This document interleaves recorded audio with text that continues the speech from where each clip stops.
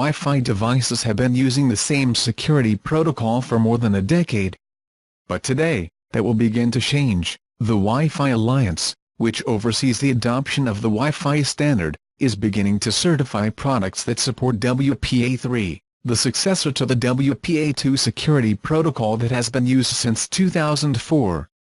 The new protocol provides a series of additional protections for devices connected through Wi-Fi. A big improvement makes it harder for hackers to decipher their password by guessing it again and again, and another limits what data hackers can see even once they've discovered the code. Nothing will change to the extent that users see it.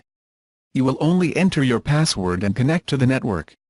WPA3 protections are not only activated overnight, in fact, it will be a process of many years. First, you should buy a new router that is compatible with WPA3 or expect your old one to be updated to support it. The same applies for all your gadgets. You will have to buy new ones that are compatible with WPA3, or hope that the old ones are updated. Fortunately, devices that support WPA3 can still connect to devices that use WPA2. So your devices should not suddenly stop working because you brought something new to the house. The first great new feature of WPA3 is protection against offline attacks and password guessing. This is where an attacker captures the data from your Wi-Fi broadcast, brings them to a private computer and guesses the passwords again and again until they find a match.